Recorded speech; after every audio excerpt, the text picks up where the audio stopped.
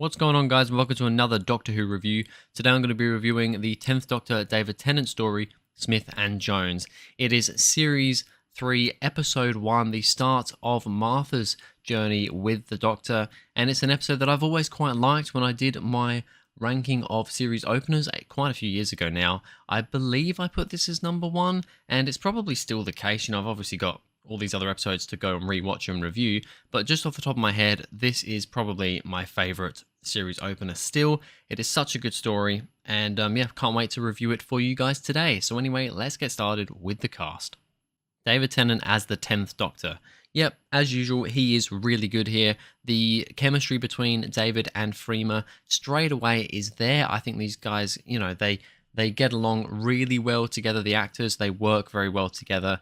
And all in all, David Tennant the Doctor has some funny moments. There are more funny, silly moments in this one than serious moments. It is not the most serious story in the world. And especially, when he's pretending to not know what he's talking about with Miss Finnegan, and just like the little shop thing and all those sorts of moments, when he takes his tie off at the start and is talking to Martha in the hospital. All those moments, there's a lot of silly moments here from the Doctor, and David Tennant, we all know, does the silly stuff just as good as he does the serious stuff. And yeah, he's really good. Freema Agyeman as Martha Jones. First appearance of Martha, not the first appearance of Freema. She was, of course, in Army of Ghosts Doomsday, where she played as, I think, Adiola. I think it was her sister, wasn't it? No, sorry, her cousin, I believe. She mentioned it in this episode. It was one of her cousins, but she's here as Martha Jones, the character that we all know and love. And yeah, she's really, really good. I think Martha's a character that not necessarily gets forgotten about, but I think isn't looked at as much because she's kind of in between Rose and Donna. Rose being the first companion of the modern series gets talked about a lot, and also being in the series for, 2 series as well. And then Catherine Tate as Donna being the next companion, who is a lot of people's favourite from this time. I think Martha kind of gets forgotten about a bit in the middle, but I love Martha. I think she's great. And Freema does a great job with the role. So let's get on to some points about this episode. Firstly, introduction to Martha. We just kind of talked about this a bit, but basically the episode starts off with Martha talking to all her family over the phone. She keeps putting them on hold and talking to the next person.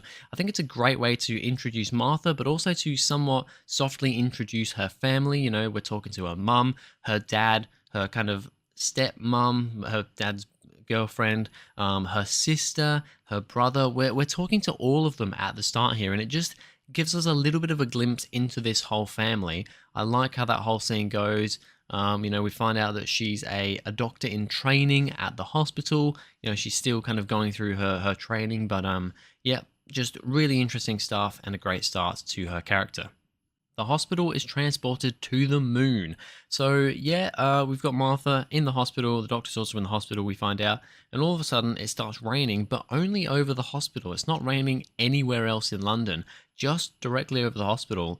Then the rain starts going up, and all of a sudden it's like there's an earthquake, things start going crazy, and the next thing they know, they're on the moon in the hospital. And yeah, it's definitely an interesting, unique thing. I think it's a really cool kind of concept to, have a whole building transported to the moon by the rain kind of going up. It's a weird, wacky concept, but it works pretty well.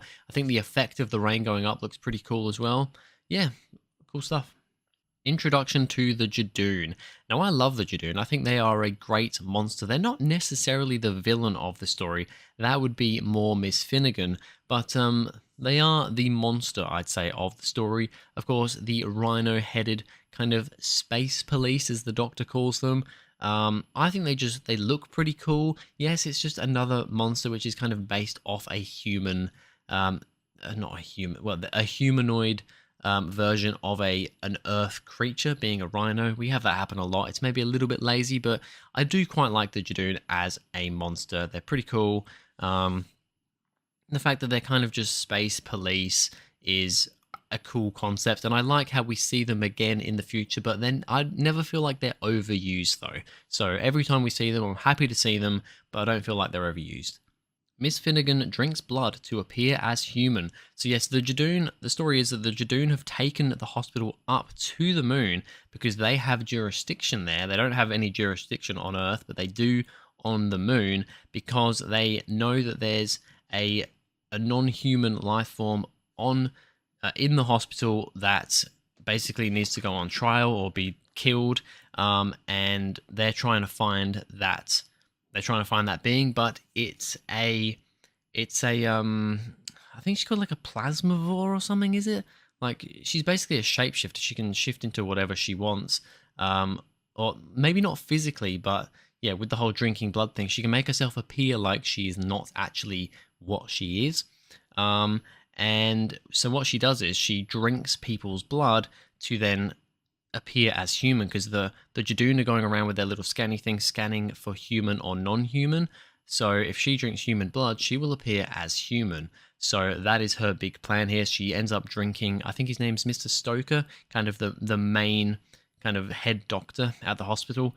Yeah, drinks his blood to appear as human. The Jadoon are looking for a non-human. Basically just mentioned that before. They have their little scanny gun things and they're going around. But of course, you know, there is another non-human on this hospital, the doctor. So that is a worry for him. And I love that whole moment where, you know, him and Martha, he's like, oh, they're looking for a non-human. That's a problem. And she's like, what do you mean? And he's like, well, I'm not a human. And she's like, okay. That's a funny little scene. The doctor shaking the radiation out of his body. I love that scene where he gets the is it kind of the X-ray machine, or like I can't remember exactly what it is. It's just like some I'm not a mechanically like not mechanically medically minded person or a mechanically minded person, but he uses like the X-ray sort of machine thing with radiation and uses that to kill the slabs, one of the slabs. But then he's in the room with that radiation, so he now has all that radiation in him, but he can just get it out by shaking it into one spot and then getting rid of it. And he shakes it into his foot that goes into his shoe, and then he throws his shoe in the bin. I love that scene. It's hilarious. And Martha looks at him like, what the hell is going on? And he's like, ah, yes, that's it. I look stupid. Got to take both shoes off. I can't just have one shoe on. Throws the other shoe off, and he's like, barefoot on the moon. I love that scene. It's hilarious. The doctor kissing Martha so she registers partly non-human. Now, this is a very interesting scene, and it starts off the whole Dr. Martha kind of love thing. It's never really received by the doctor. The doctor doesn't have the whole love thing for Martha like he did for Rose, but Martha has it for the doctor, and it kind of starts here with the kiss. The doctor kisses Martha, and he even says, like, this is nothing, you know, this is just, there's a reason for this. This isn't, you know, it's just nothing. It's nothing love related, you know, feelings related. And she's like, that was nothing after they kissed. Lovely moment. And it is so that when the Jadoon go and scan Martha, she comes up as non-human, but not completely non-human, which I thought was a bit of a risk. It's like, are they not going to think that she's the alien with this? But I guess because it wasn't fully non-human, they were less, I don't know. It seemed like a little bit of a, okay, that seems a bit risky, doctor, but it pays out in the end. Miss Finnegan assimilated the doctor's blood.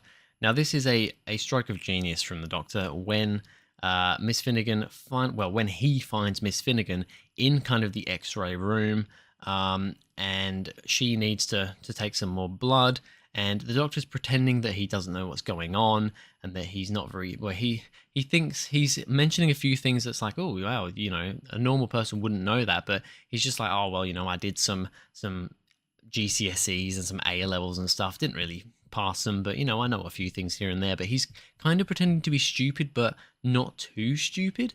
And yeah, she believes that he's human. She needs to take more blood, so she takes the doctor's blood and pretty much kills him in the process by drinking all of his blood. But then, of course, the doctor isn't human, and when the Jadoon come through and